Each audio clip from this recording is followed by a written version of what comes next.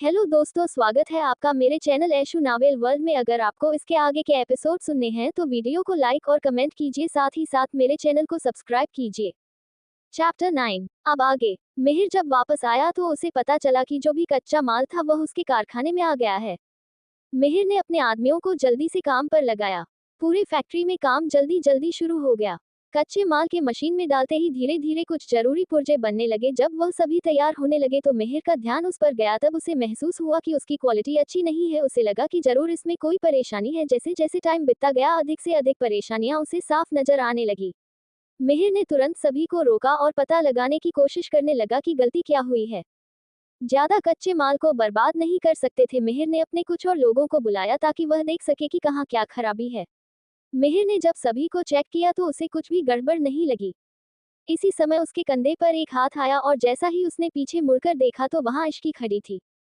तुम क्या देख रहे हो? उद्धरण चिन्ह। इश्की, तुम यहाँ क्या कर रही हो? मिहिर ने इश्की की ओर देखा और हैरानी से बोला। इश्की ने उसकी परेशानी को भांप लिया था और बोली, तुम्हारे चेहरे पर परेशानी क्यों नजर आ रही है? उद्धरण चिन्ह। कुछ नहीं। मिहिर जवाब नहीं देना चाहता था क्योंकि वह भी खुद ही परेशान था। कुछ नहीं तो तुम्हारे चेहरे पर परेशानी क्यों है? इश्की ने जोर दिया क्योंकि वह उसे इस हालत में देखकर परेशान थी।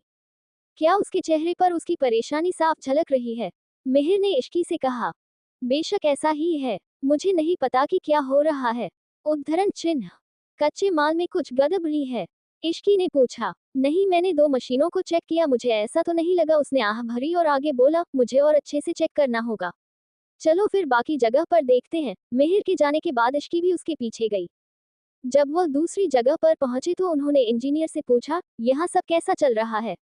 क्या ये ठीक से काम कर रहे हैं? अभी हम इसके बारे में कुछ नहीं कर सकते। उद्धरण चिन्ह।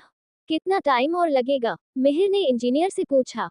मुझे यकीन नहीं है इसमें लंबा टाइम लगेगा, इंजीनियर ने कहा, क्योंकि उसे अभी भी परेशानी हो रही थी। मिहिर ने एक लंबी सांस ली। जो कुछ भी हो रहा था उससे वह थोड़ा परेशान था। इश्की ने उसके कंधे को थपथपाया और बोली, चिंता मत करो, सब ठीक हो जाएगा, चलो बाकी जगह पर देखते हैं।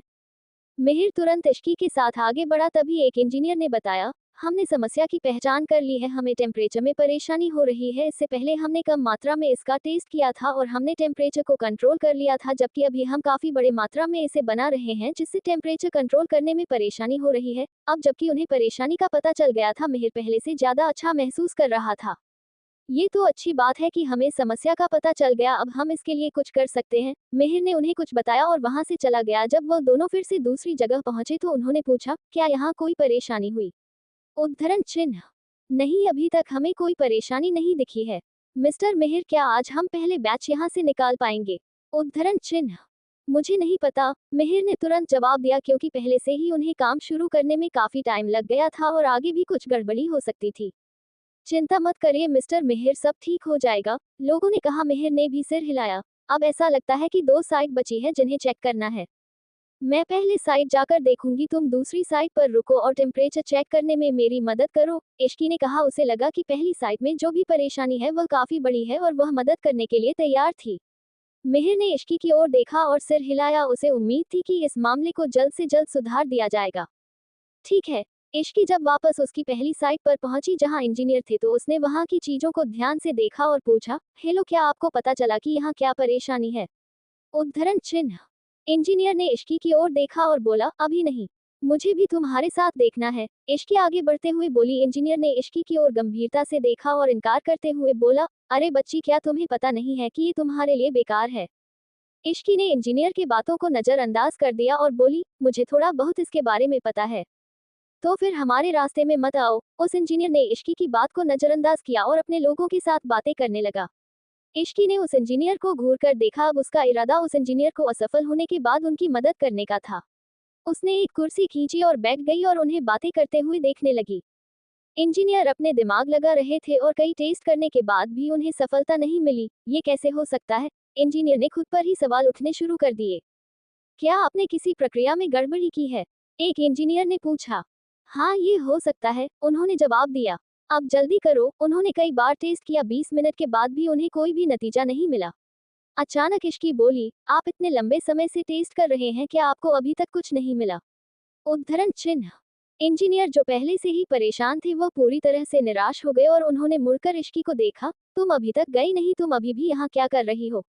उद्धरण चिन्ह। आपने इतना समय और चीजें बर्बाद कर दी, उसके बावजूद भी आप यह नहीं बता पाए कि क्या गलत है और आप खुद को इंजीनियर कहते हैं। इश्की ने उन्हें सीधे सीधे कहा। तुम हमसे ऐसी बात नहीं कर सकती, इंजीनियर ने चिल्लाते हुए कहा। उसका चेहरा शर्मिंदगी और गुस्से से लाल था। तुम्हें हमसे सवाल करने का हक किसने दिया? मैं तुम्हें बता दूं, हम इस फील्ड के सबसे बेस्ट इंजीनियरिंग है, यहाँ तक कि मिस्टर मेहर भी हमसे बात करते समय अच्छे से पेश आते हैं। तो तुम खुद को क्या समझती हो? तो हमसे इस तरह से बात कैसे कर सकती हो? उद्धरण चिन्ह। क्या तुम मिस्टर मेहर की रिश्तेदार हो? उन्होंने कुछ देर रुककर पूछा। रिश्तेदार? मैं उसकी रिश्तेदारी नहीं हूँ, मैं सिर्फ उसकी दोस्तों हूँ। मुझे परवाह नहीं है कि तुम कौन हो, तुम यूं ही बीच में आकर हमें परेशान कर रही हो, यहाँ से जाओ, एक अधेड़ उम्र के इंजीनियर ने इश्की को कहा। मुझे नहीं पता है कि मेहर ने तुम लोगों को कैसे काम पर रखा है, तुम सब अच्छी बातें करते हो लेकिन जब काम करने का टाइम आता है तो तुम्हारे पास दिखाने के लिए कुछ भी नहीं होता। तुम क्या कह रही हो? उद्धरण चिन्ह। मैं तुम लोगों की बकवास सुनने नहीं आई हूँ, एक साइड हटो, इश्की ने गंभीर चेहरे से कहा। इश्की ने जिस तरह से कहा वहां सभी हैरान रह गए, हालांकि उन्हें अभी भी इश्की पसंद नहीं थी, फिर भी उन्होंने हार मान ली और एक तरफ हट गए। इश्की ने फिर इंजीनियर की जांच के गैजेट लिए और उन मशीनों को ध्यान से देखा। इंजीनियर को एहसास हुआ कि इश्की अभी खुद कंफ्यूज है, इसलिए उन्होंने कहा, मैं देख सकता हूँ कि तुम खुद भी इसका हल नहीं निकाल पा रही हो, क्या तुम अभी भी इसे समझने की कोशिश करोगी? उद्धरण चिन्ह। इश्की ने उन्हें एक नज़र देखा और अपना काम जारी रखा।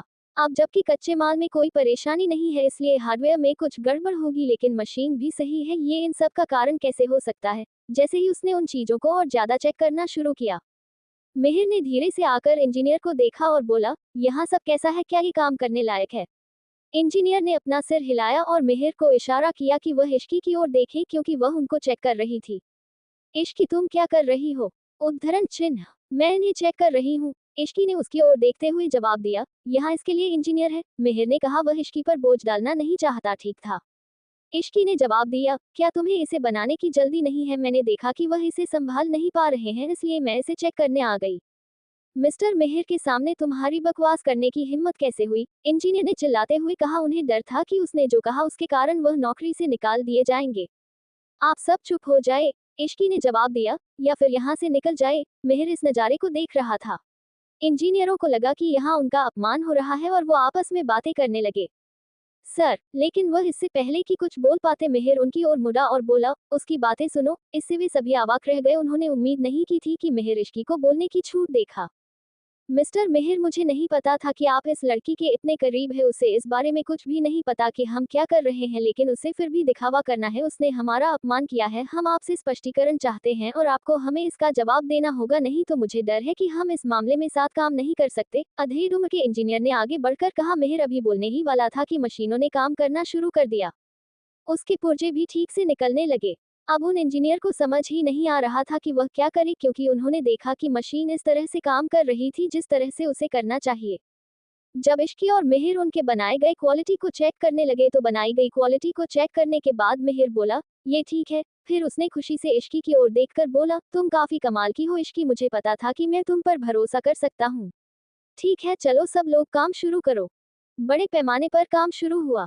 इश्की ने उन इंजीनियरों की ओर देखा और उनके पास से निकल गई। वह जल्दी से उसके पीछे गए। उनमें से एक ने कहा, मुझे बहुत दुख है मिस कपूर, इसमें पूरी हमारी गलती है, मुझे उम्मीद है कि आप मुझे माफ कर देगी।